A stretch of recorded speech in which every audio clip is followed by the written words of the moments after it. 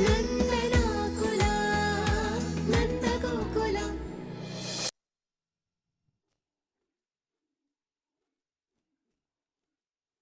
ಅಮೂಲ್ಯ, ಈಗ್ಲಾದ್ರೂ ಗೊತ್ತಾಯ್ತಾ ನಮ್ ಫ್ರೆಂಡ್ ವಲ್ಲಭ ಏನು ಅಂತ?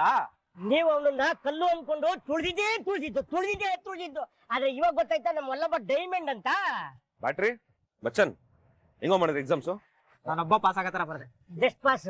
Okay okay okay. ಸರಿ, ಇಲ್ಲೇನ್ ಟೈಮ್ ವೇಸ್ಟ್ ಮಾಡ್ತಾ ಇದೀರಾ? ಬನ್ನಿ ಹೋಗೋಣ. ಕಾಡ್ಬಪ್ಪ, ಒಂದ್ ನಿಮಿಷ. ಐ ಆಮ್ ಸಾರಿ.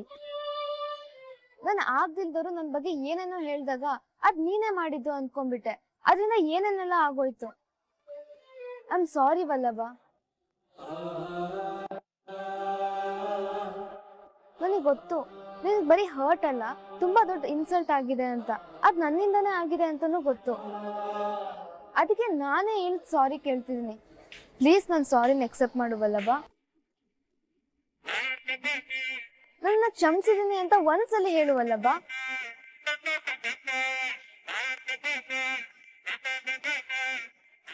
ಬಿಂದು, ಈ ಕಾಡ್ ಪಾಪ ನನ್ ಕ್ಷಮಿಸೋದೇ ಇಲ್ವಾ? ಗೊತ್ತಿಲ್ಲ ಕಣೆ, ಅವನು ಹರ್ಟ್ ಆಗಿದ್ದಾನಲ್ವಾ, ಅದಕ್ಕೆ ನಿನ್ನ ಹತ್ರ ಏನು ಮಾತಾಡ್ತಾ ಇಲ್ಲ. ನೋಡ್ತೇನೆ, ಅವ್ನ್ ಕ್ಷಮಿಸೋ ತನಕ ನಾನ್ ಬಿಡಲ್ಲ. ಅಲ್ಲ, ಸಾರಿ ಕೇಳಿದ್ರೆ ರೆಸ್ಪಾಂಡ್ ಮಾಡಕ್ಕೇನು ಅವನಿಗೆ?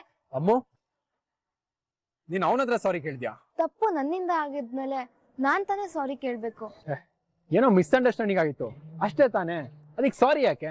ನಾನ್ ಅವನ್ನ ತಪ್ಪಾಗಿ ಅರ್ಥ ಮಾಡ್ಕೊಂಡಿದ್ದಕ್ಕೆ ಅವ್ನ್ ಲೈಫೇ ಹಾಳಾಗ್ತಿತ್ತಲ್ವ ಸಿದ್ದು. ತಪ್ಪು ಯಾರ್ ಮಾಡಿದ್ದು ಅಂತ ಗೊತ್ತಾಯ್ತು. ಇಲ್ದೆ ಹೋಗಿದ್ರೆ ವಲ್ಲಭ ಸಸ್ಪೆಂಡ್ ಆಗೇ ಇರ್ತಾ ಇದ್ದ. ಅವ್ರಪ್ಪ ಎಷ್ಟು ಸ್ಟ್ರಿಕ್ಟ್ ಅಂತ ನನಗೆ ಗೊತ್ತಿದೆ ಸಿದ್ದು. ಅದಕ್ಕೆ ನಂಗೆ ತುಂಬಾ ಗಿಲ್ಟ್ ಆಗ್ತಿದೆ ಸಿದ್ದು. ವಲ್ಲಭ ಕ್ಷಮಿಸೋವರೆಗೂ ನಂಗೆ ಸಮಾಧಾನ ಇಲ್ಲ. ಅಷ್ಟಕ್ಕೂ ನಾನ್ ಪಡ್ತಿರೋ ಈ ಗಿಲ್ಟ್ ಅಲ್ಲಿ ನಿಂದು ಪಾಲಿದೆ ಸಿದ್ದು. ನಂದ ಯಾಕೆ? ಮತ್ತೆ ವಲ್ಲಭ ಬಗ್ಗೆ ಇಷ್ಟು ಡೌಟ್ ಬರಕ್ಕೆ ನೀನೇ ಕಾರಣ. ನೀನ್ ಯಾಕೆ ಹೇಳ್ದೆ ವಲ್ಲಭನೇ ಈ ತಪ್ಪು ಮಾಡಿರ್ಬೋದು ಅಂತ? ಇದೊಳ್ಳೆ ಕಥೆ ಆಯ್ತಲ್ಲ ಅಮ್ಮು. ಇಡೀ ಕಾಲೇಜ್ಗೆ ನಿನ್ ಕಂಡ್ರೆ ಒಂದ್ ಒಳ್ಳೆ ಗೌರವ ಇದೆ.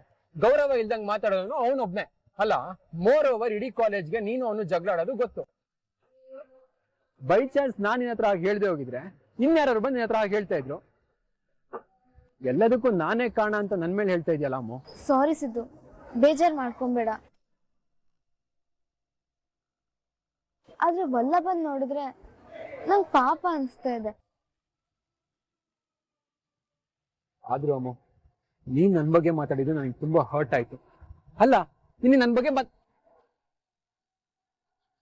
ಅಮ್ಮೋ ಅಮ್ಮೋ, ಎಲ್ಲ ನನ್ ಕರ್ಮ. ಇಷ್ಟ ದಿನ ಜಗಳ ಆಡೋದಕ್ಕೆ ಅಂತ ಅವನಿಂದ ಹೋಗ್ತಾ ಇಲ್ಲು, ಈಗ ಸಾರಿ ಕೇಳಕ್ಕಂತ ಹೋಗ್ತೀಯಾಳೆ. ಏನ್ ಮಾಡ್ಲಿ ನಾನು, ಏನ್ ಮಾಡ್ಲಿ?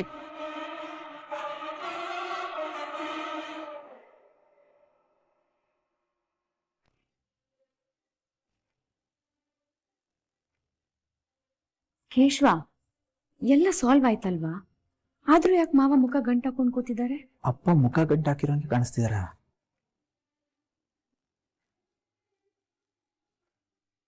ಏಯ್, ಯಾಕೆ ಎಲ್ರು ಹಿಂಗ್ ನಿಂತಿದ್ದೀರಾ? ನಾನು ಎಕ್ಸಾಮ್ ಸಗದಾಗಿ ಮಾಡಿದೀನಿ. ಹ್ಞೂ ಅಪ್ಪ, ಎಕ್ಸಾಮ್ ಅಂತೂ ಸೂಪರ್ ಆಗಿ ಮಾಡಿದೀನಿ. ಕತ್ತೆ ಬಡವಾ,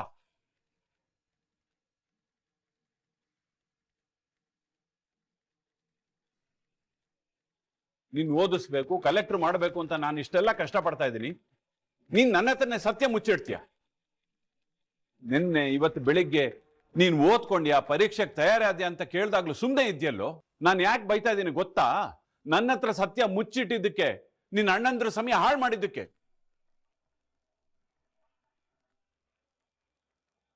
ಈ ಅಪ್ಪನ ಬಗ್ಗೆ ನಿನ್ಗೆ ಯಾಕೋ ಅಷ್ಟೊಂದು ಅಪನಂಬಿಕೆ? ನಿನಗೆ ನಾನು ಬೈದಿದ್ದೀನಿ, ಹೊಡೆದಿದ್ದೀನಿ, ಅಷ್ಟೇ ಯಾಕೆ ಮನೆಯಿಂದ ಆಚೆನೂ ಹಾಕಿದ್ದೀನಿ. ಯಾಕೆ ಹೇಳು? ನೀನ್ ತಪ್ಪು ಮಾಡಿದಾಗ ಮಾತ್ರ ನಾನು ಆ ಕೆಲಸ ಮಾಡಿರೋದು. ಒಂದು ತಿಳ್ಕೊಳ್ಳೋ, ಒಂದು ಘಟನೆ ನಡೆದು ಅದ್ರಲ್ಲಿ ನೀನ್ ತಪ್ಪಿಲ್ಲ ಅಂತ ಸಾಬೀತಾದ್ರೆ ಅದು ಎಂತ ಯುದ್ಧನೇ ಆಗ್ಲಿ ಕಣೋ. ಮಗನ್ ಪರ ನಿಂತು ಹೋರಾಡ್ತೀನಿ ನಾನು.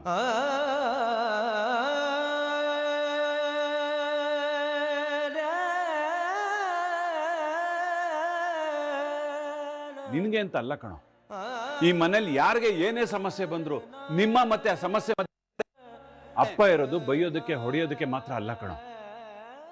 ಏ ದಡ್ಡ, ನಿಮ್ಗೆ ಸಮಸ್ಯೆ ಬಂದಾಗ ಜೊತೆಲಿರೋದಕ್ಕೆ ನಾನು ಇದೀನಿ ಕಣೋ. ನೀನ್ ಇಷ್ಟೆಲ್ಲ ಒದ್ದಾಡ್ತಾ ಇರ್ಬೇಕಾದ್ರೆ ನಾನು ಎಲ್ಲೋ ಹೇಗೋ ನೆಮ್ಮದಿಯಾಗಿರ್ತೀನಿ. ಸಾರಿ ಅಪ್ಪ. ಎಲ್ರು ಕೇಳಿಸ್ಕೊಳ್ಳಿ, ಇನ್ಮೇಲೆ ಏನೇ ಸಮಸ್ಯೆ ಆದ್ರೂ ನನ್ನ ಹತ್ರ ಹೇಳ್ಕೋಬೇಕು. ಅರ್ಥ ಆಯ್ತಾ? ಅರ್ಥ ಆಯ್ತಪ್ಪ.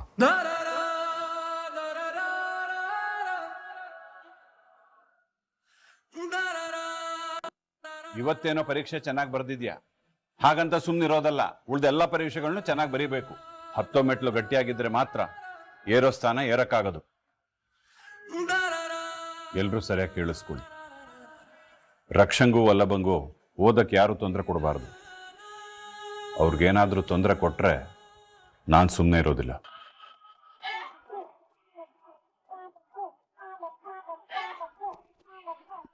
ವಲ್ಲಭ, ಮನೇಲೇನು ಸಿಹಿ ಮಾಡಿರ್ಲಿಲ್ಲ. ನೀನ್ ಎಕ್ಸಾಮ್ ತುಂಬಾ ಚೆನ್ನಾಗಿ ಬದಿರ್ತೀಯ ಅಂತ ನನಗೆ ಗೊತ್ತಿತ್ತು.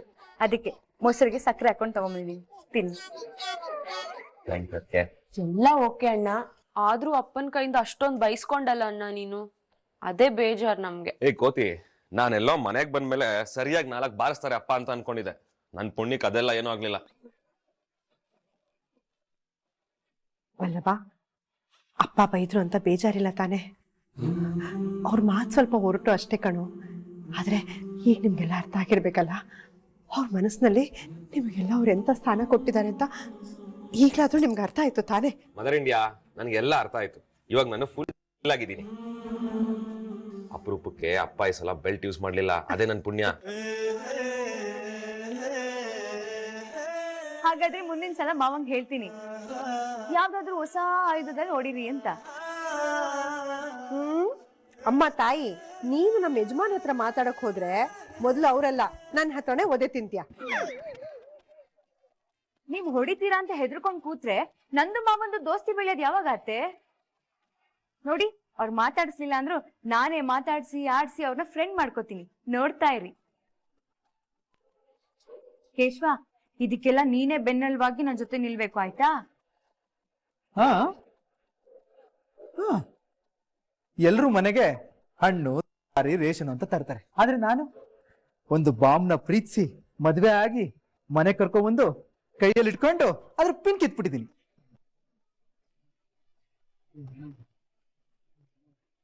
ಅದು ಕೆಳಗಡೆ ಬಿದ್ರು ಬ್ಲಾಸ್ಟ್ ಆಗತ್ತೆ, ಕೈಯಲ್ಲಿ ಇಟ್ಟರು ಬ್ಲಾಸ್ಟ್ ಆಗತ್ತೆ.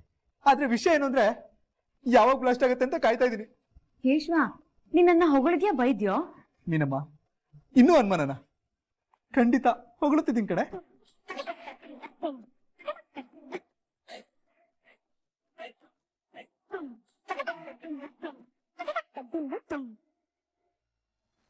ಈ ಕಾರ್ಡ್ ಪಾಪ ಬೇಗ ಬಂದು ಈ ಲೆಟ್ರ್ ಓದಿ ನನ್ ಸಾರಿ ಅಕ್ಸೆಪ್ಟ್ ಮಾಡಿದ್ರೆ ಸಾಕಪ್ಪ. ಇಲ್ಲ ಅಂದ್ರೆ ಒಂಥರ ಗಿಲ್ಟ್ ಆಗಿ ಆಗಿ ನಂಗೆ ಸಮಾಧಾನನೇ ಇರಲ್ಲ. ಅದಕ್ಕೆ ಕಾರ್ಡ್ ಪಾಪನ ಹತ್ರ ಸಾರಿ ಕೇಳೋ ಸಿಚುವೇಶನ್ ಬಂದ್ರು ಚೂರು ಹೆಸಿಟೇಟ್ ಮಾಡ್ಕೊಳ್ದೆ ಸಾರಿ ಕೇಳ್ತಾ ಇದ್ದೀನಿ. ಅಬ್ಬಾ, ನಾನು ಎಷ್ಟು ಗ್ರೇಟ್ ಇರ್ಬೇಕು ದೇವ್ರೆ, ನೀನ್ ನನಗೇ ಒಳ್ಳೇದ್ ಮಾಡ್ಬೇಕು. ಬ್ಯಾಟ್ರಿ ಎಲ್ಲೋ ಹೋಗಿದೆ? ಅವಾಗಿಂದ ಕಾಲ್ ಮಾಡ್ತಾ ಇದ್ದೀನಿ, ರಿಸೀವ್ ಮಾಡಕ್ಕೆ ನಿಂಗೆ. ಹ್ಞೂ ಮಗ, ಒಂದು ರೇಂಜ್ ಓದ್ಕೊಂಡಿದ್ದೀನಿ. ಇನ್ನೂ ಒಂದು 20% ಇದೆ. ಓದ್ಕೊಳ್ತೀನಿ. ನೀನು ಚೆನ್ನಾಗಿ ಓದ್ಕೊಳ್ಳೋ. ನನ್ ಕಡೆ ನೋಡೋ ಕಾಡ್ಪಪ್ಪ. ಯಾರ್ದೋ ಮಾತ್ ಕೇಳ್ಕೊಂಡು ಬೇಡದಿರೋ ವಿಷಯಕ್ಕೆಲ್ಲ ತಲೆ ಹಾಕಕ್ ಹೋಗ್ಬೇಡ. ಉದ್ಧಾರ ಕಲಿ. ಒಂದ್ ತಿಳ್ಕೊ ಮಗ, ನಿನಗ್ ಓದೋದ್ ತಲೆ ಗೊತ್ತಿಲ್ಲ ಅಂತಂದ್ರೆ ಬೇರೆಯವರು ಎಕ್ಸಾಮ್ ಬರೀದಿರೋ ತರ ಮಾಡೋದು ಸ್ಯಾಡಿಸಮ್. ಇಷ್ಟು ಕೊಬ್ಬು ನಂಗೆ ಗೊತ್ತು, ನೀವು ನನಗೇ ಕೌಂಟರ್ ಕೊಡ್ತಿರೋದು ಅಂತ. ಕೆಲವ್ರು ಇರ್ತಾರ ಮಗ, ಕೆಟ್ಟು ವಿಕೃತ ಮನ್ಸಿರೋರು. ಬೇರೆಯವ್ರು ಒಳ್ಳೇದ್ ಏನೇ ಹೇಳಿದ್ರು ತಲೆಗ್ ತಗೊಳಕ್ಕೆ ರೆಡಿನೇ ಇರಲ್ಲ. ಯಾಕೆ ಹೇಳು? ತಲೆ ಪೂರ್ತಿ ಕಸನೆ ತುಂಬಿಕೊಂಡಿರ್ತಾರೆ. ಏನ್ ಬೇಕಾದ್ರೂ ಹೇಳ್ಕೊ, ಆದ್ರೆ ಬೇಗ ಈ ಅಪಾಲಜಿ ಲೆಟ್ರ್ ಓದಿ ನನ್ ಸಾರಿನ ಎಕ್ಸೆಪ್ಟ್ ಮಾಡು.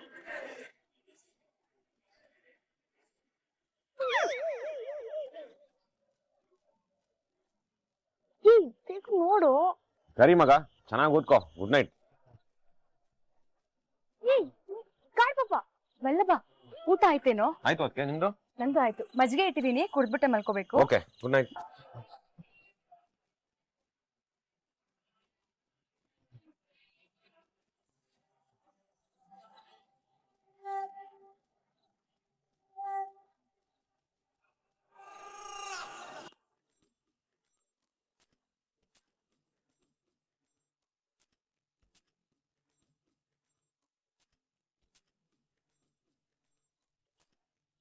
ನಮಸ್ಕಾರ.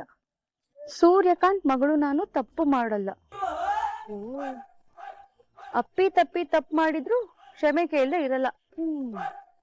ಏನೋ ಸಣ್ಣ ಮಿಸ್ಅಂಡರ್ಸ್ಟ್ಯಾಂಡಿಂಗ್ ಇಂದ ಕಾಲೇಜ್ನಲ್ಲಿ ನಾನು ಡ್ರಾಯಿಂಗ್ ಮಾಡಿದ್ದು ನೀನು ಅನ್ಕೊಂಡೆ. ಅದೆಲ್ಲೆಲ್ಲೋ ಹೋಗಿ ರಂಪ ರಾಮಾಯಣ ಆಯ್ತು. ನೀನು ನನ್ನ ವಿಷಯದಲ್ಲಿ ಇಂಥ ರಾಮಾಯಣ ತುಂಬಾ ಮಾಡಿದ್ಯಾ. ಆದ್ರೆ ಯಾವತ್ತೂ ಒಂದ್ ಕ್ಷಮೆ ಕೇಳಿಲ್ಲ. ಆದ್ರೆ ನನಗೆ ನಮ್ಮ ಮನೇಲಿ ಒಳ್ಳೆ ಸಂಸ್ಕಾರ ಕಲ್ಸ್ಕೊಟ್ಟಿದ್ದಾರೆ. ಕ್ಷಮೆ ಕೇಳ್ತಾ ಇದ್ದೀನಿ. I am sorry. ಇಂತಿ ನಿನ್ನ ಶತ್ರು ಅಮೂಲ್ಯ. ಓ, ಅಮೂಲ್ಯ ಸಾರಿ ಕೇಳ್ತಾ ಇದ್ದಾಳೆ. ವಲ್ಲಭ ಕ್ಷಮಿಸಕ್ಕೆ ರೆಡಿ ಇಲ್ಲ. ಎಲ್ಲೋ ಏನೋ ಮಿಸ್ ಹೊಡಿತಾ ಇದೆಯಲ್ಲ. ಆದ್ರೆ ಗುರಿ ಮಾತ್ರ ಕರೆಕ್ಟ್ ಜಾಗಕ್ಕೆ ತಲುಪೋ ಹಾಗಿದೆ.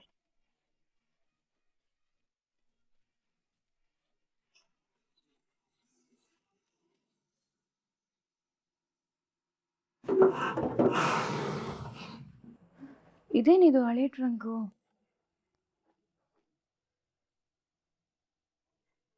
ಕೇಶವ, ಚಿಕ್ಕಪ್ಪ, ಕೇಶವ ಡೆಲಿವರಿಗೆ ಹೋಗಿದ್ದಾನೆ. ಸಾರಿ ಕಣಮ್ಮ, ನಾನು ಕೇಶವ ಇದ್ದಾನಂತ ಬಂದೆ. ಒಂದ್ ನಿಮಿಷ ಚಿಕ್ಕಪ್ಪ. ಚಿಕ್ಕಪ್ಪ, ಇದು ಇಷ್ಟು ಹಳೆ ಟ್ರಂಕು. ಈಗ್ಲಂತೂ ಈ ತರ ನೋಡಕ್ಕೆ ಸಿಗಲ್ಲ. ಯಾರ್ದು ಚಿಕ್ಕಪ್ಪ? ನಮ್ಮಜ್ಜಿ ಮನೇಲೂ ಒಂದಿತ್ತು ಈ ತರ. ಅದು ಹಂಗೆ ಇಟ್ಬಿಡಮ್ಮ. ಯಾಕೆ ಚಿಕ್ಕಪ್ಪ? ಅಂತದೇನಿದೆ? ಸಮಯ ಬಂದಾಗ ನಿನಗೆ ಎಲ್ಲ ಗೊತ್ತಾಗುತ್ತೆ.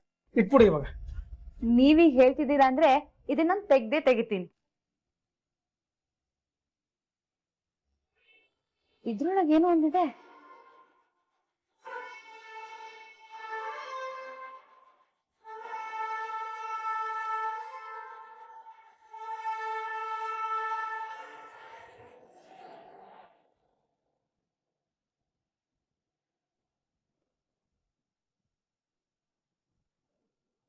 ಓ, ಹಾರ್ಮೋನಿಯಮ್ಮು. ಚಿಕ್ಕಪ್ಪ, ಯಾರ್ದಿದೆ ಹಾರ್ಮೋನಿಯಮ್ಮು? ನಿಮ್ಮ ಅತ್ತೆದು ಕಣಮ್ಮ. ಅತ್ತೆದಾ? ಅತ್ತೆ ಸಂಗೀತ ಕಲ್ತಿದಾರ? ಇದನ್ನ ನುಡ್ಸಕ್ ಬರುತ್ತಾ ಅವ್ರಿಗೆ? ನಿಮ್ಮ ಅತ್ತೆ ಒಂಥರ ಕೋಟಿಗೊಬ್ಬ ಸಿನಿಮಾದಲ್ಲಿರೋ ವಿಷ್ಣುದಾದ ಇದ್ದಂಗೆ ಕಣಮ್ಮ. ನೀನು ನಂಜುಂಡನ್ ಮಾತ್ರ ನೋಡಿದೀಯ, ಬಾಂಬೆಲಿರೋ ಜಯಸಿಂಹನ ನಾವು ನೋಡಿದೀವಿ. ಏನ್ ಹೇಳ್ತಿದ್ದೀರಾ ಚಿಕ್ಕಪ್ಪ? ನಮ್ಮ ಅಕ್ಕ ಮೊದಲು ಹರಿಕತೆ ತುಂಬಾ ಚೆನ್ನಾಗಿ ಮಾಡೋರು. ಅವಳು ಹರಿಕತೆ ಪ್ರಾರಂಭ ಮಾಡಿದ್ರೆ ಸಾಕು, ನಮ್ಮ ಅಣ್ಣಂದ್ರೆಲ್ಲ ಮಾಡೋ ಕೆಲಸ ಬಿಟ್ಟು ಕೂತ್ಕೊಂಡು ಕೇಳೋರು.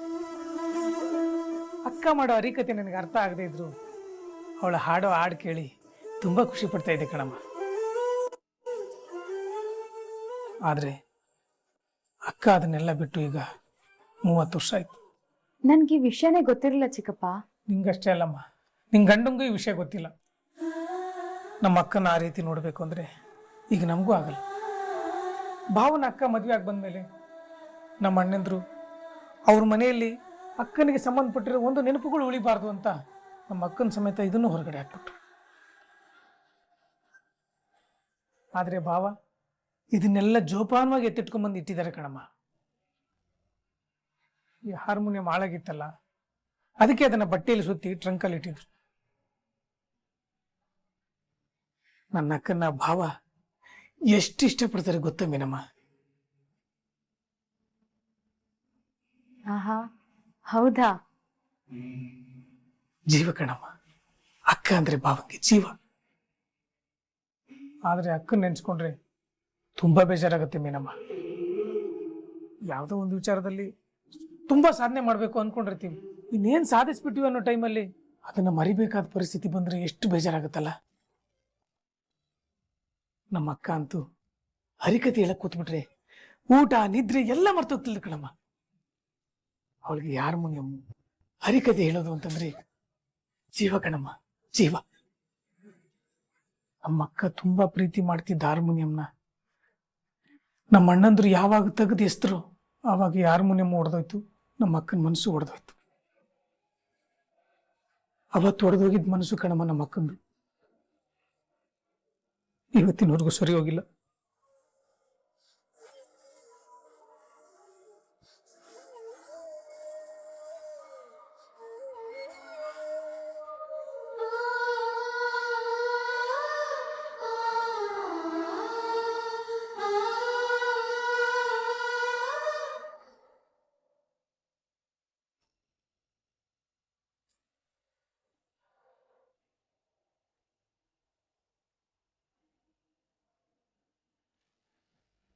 ಅಮ್ಮು ಅಮ್ಮು ಅಮ್ಮು ಎಷ್ಟು ಕ್ಯೂಟ್ ಆಗಿದೆಯಾ ಅಮ್ಮು ನೀನು. ಆದ್ರೆ ಕೈಗೆ ಸಿಗಲ್ಲ ಅಂತೀಯಲ್ಲ. ನಾವಿಬ್ರು ಹೆಸರಿಗೆ ಮಾತ್ರ ಲವರ್ಸ್. ಏನ್ ಕರ್ಮದ ಲವ ನಮ್ದು. ಆ ಕಡೆ ಒಂದು ಹಗ್ ಇಲ್ಲ, ಒಂದು ಕಿಸ್ ಇಲ್ಲ. ಯಾವಾಗ ನೋಡಿದ್ರು ಅಪ್ಪ ನೋಡ್ತಾರೆ, ಚಿಕ್ಕಪ್ಪ ನೋಡ್ತಾರೆ, ಅಣ್ಣ ನೋಡ್ತಾರೆ ಅಂತ ಹೆದರ್ಕೊಂಡು ಸಾಯ್ದಿಯಲ್ಲ ನೀನು. ಅಲ್ಲ ಹಿಂಗೆ ಆದ್ರೆ ನೀನ್ ಯಾವಾಗ ನನಗ್ ಸಿಕ್ಕಿ ಹೇಳು ನೋಡು. ನೀನ್ ಒಂದ್ಸಲ ನನಗ್ ಸಿಕ್ಕಾದ್ಮೇಲೆ ನಿನ್ನ ಹತ್ರ ಇರೋ ದುಡ್ಡು ಒಡವೆ ಎಲ್ಲ ನಂದು. ಆಮೇಲೆ ನಿನ್ನ ಬಿಟ್ಟಾಕ್ ಬಿಡ್ತೀನಿ. ನಿಮ್ಮಪ್ಪ 7 ಜನ್ಮ ಕೂತು ಉಣ್ ತಿಂದ್ರು ಕರಗದಿರಷ್ಟು ಆಸ್ತಿ ಮಾಡಿಟ್ಟಿದ್ದಾನೆ. ಅದ್ರಲ್ಲಿ ಒಂದೇ ಒಂದ್ ಜನ್ಮಕ್ಕಾಗೋದ್ ಸಿಕ್ಕಿದ್ರೆ ಸಾಕು. ಯಾಕೆ ಹೇಳು? ಜಗತ್ತಲ್ಲಿ ದುಡ್ಡು ಇಸ್ ವೆರಿ ಇಂಪಾರ್ಟೆಂಟ್. ಆಮೇಲೆ ನೀನು ಬೇಡ, ನಿನ್ ಲವ್ ಬೇಡ, ನಿನ್ ಆಗೋದು ಬೇಡಪ್ಪ. ಅದಕ್ಕೆ ತಾನೆ ನಾನೇ ರೌಡಿಗಳನ್ನ ಅರೇಂಜ್ ಮಾಡಿ ಅವ್ರು ನಿನ್ನ ರೇಗ್ಸೋ ತರ ಮಾಡಿ ಆಮೇಲೆ ಅವರಿಂದ ಕಾಪಾಡೋ ತರ ನಾಟಕ ಮಾಡಿ ನಿನ್ನ ಒಲಿಸ್ಕೊಂಡಿದ್ದು. ಇಲ್ಲಾಂದ್ರೆ ನೀನೆಲ್ಲ ನನ್ನ ಲವ್ ಮಾಡ್ತಿದ್ದೆ. ನೀನಾಗೆ ನನ್ನ ಲವ್ ಮಾಡಂಗ್ ಮಾಡ್ಕೊಂಡಿದ್ದು ನಾನು. ಹಾಗೆ ಆದಷ್ಟು ಬೇಗ ನಿನ್ನ ನಾನು ಪಡ್ಕೊಳ್ತೀನಿ. ಆಮೇಲೆ ಯಾರು ನಿನ್ನ ಕಾಪಾಡ್ತಾರೆ? ಯಾರೇ ನಿನ್ನ ಕಾಪಾಡ್ತಾರೆ?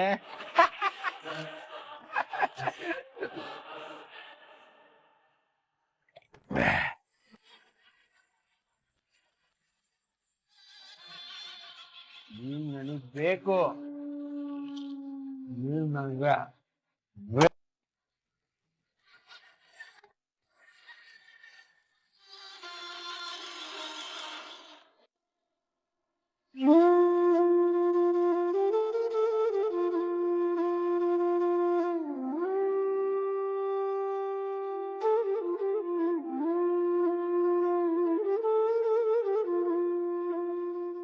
ಅಮ್ಮ ಕಾಫ್.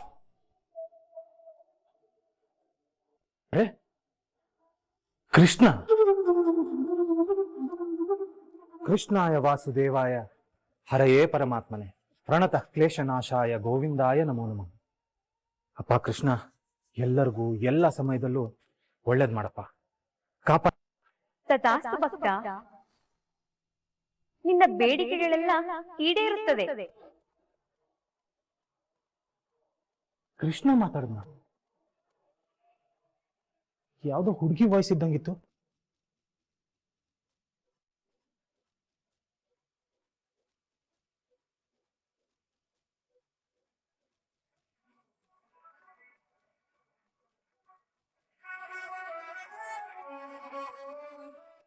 ನೀನು ಎಲ್ಲರಿಗೂ ಒಳ್ಳೆಯದನ್ನೇ ಬಯಸುತ್ತೀಯ, ನಿನಗೂ ಒಳ್ಳೆಯದೇ ಆಗಲಿ. ಮೀನಾ, ಅಲ್ಲಿ ಹೊರಗಡೆ ಇದೇನೇ ಇದು ನಿನ್ ಅವತಾರ? ಮಾಧವ, ನಮ್ ಮೀನಾ ಹುಳಿ ಯಶೋದೆ ಕಂಡಂಗ್ ಕಾಣ್ತಿಲ್ಲ. ಅಯ್ಯೋ ನನ್ ಬಂಗಾರಿ, ಎಷ್ಟ್ ಮುದ್ದಾಗ ಕಾಣ್ತಿದ್ಯಾ. ಬಾಲೆ, ನನ್ನನ್ನು ನೋಡುವ ಬರದಲ್ಲಿ ಮುಖ್ಯವಾದ ವಿಷಯವನ್ನೇ ಮರೆತಿದ್ದೀಯ. ಅಲ್ಲಿ ನೋಡು.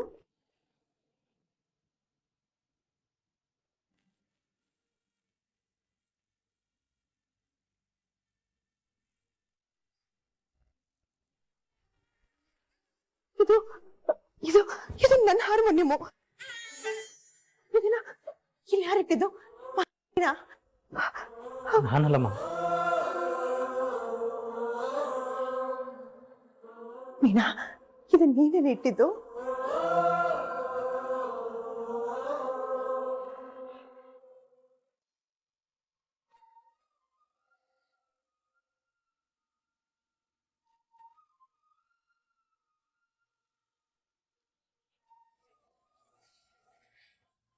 ಅರೆ ರಕ್ಷಾ.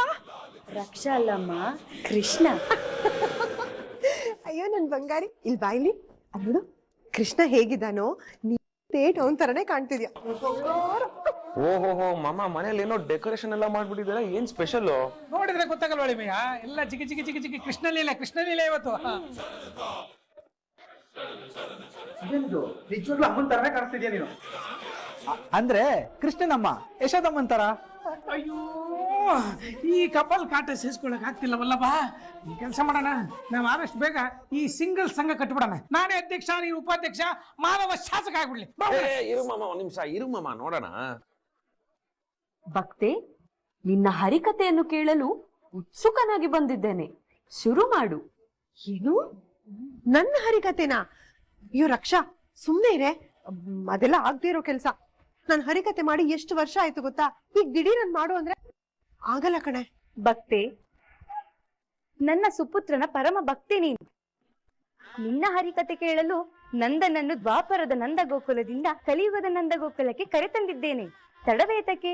ನಿಮ್ಮ ಹರಿಕತೆ ಶುರುವಾಗಲಿ. ಅಮ್ಮ, ಹರಿಕತೆ ಮಾಡಮ್ಮ. ಕೇಳಬೇಕು ಅಂತ ತುಂಬಾ ಅನ್ನಿಸ್ತಾ ಇದೆ, ಪ್ಲೀಸ್. ನಾನು ಉತ್ಸುಕನಾಗಿದ್ದೇನೆ. ನೀನ್ ಹರಿಕತೆ ಮಾಡ್ತೀಯ ಅಂತ ಮಾವ ಎಷ್ಟು ಸಲ ಹೇಳಿದ್ದಾರೆ, ಅದನ್ನ ಕೇಳಿದ್ದೇ ಆಯ್ತು. ಯಾವತ್ತೂ ನೇರವಾಗಿ ನೋಡೇ ಇಲ್ಲಮ್ಮ. ಅಮ್ಮ, ಈ ಸಲ ಮಾಡಿ. ಅಕ್ಕ, ನಿಮ್ಮ ಹರಿಕಥಾ ಕಥಾ ಕಾಲಕ್ಷೇಪವನ್ನು ಆಲಿಸಲು ನಮ್ಮ ಕರ್ಣಗಳು ತೆರೆದುಕೊಂಡಿವೆ. ಸಾಕ್ಷಾತ್ ಶ್ರೀಕೃಷ್ಣ ನಾನು ನಿನ್ನ ಪಕ್ಕದಲ್ಲೇ ನಿಂತಿರುವಾಗ ಇನ್ನೇಕೆ ಬಿಂಕ? ಶುರು ಮಾಡು ಗಿರಿಜಾ. ಅಮ್ಮ ಪ್ಲೀಸ್ ಅಮ್ಮ, ಮಾಡಮ್ಮ ಪ್ಲೀಸ್ ಅಮ್ಮ, ಪ್ಲೀಸ್. ಸರಿ ಸರಿ, ನಿಮ್ಮೆಲ್ಲರಿಗೋಸ್ಕರ ಒಂದ್ ಚಿಕ್ಕ ಹರಿಕತೆ ಮಾಡ್ತೀನಿ.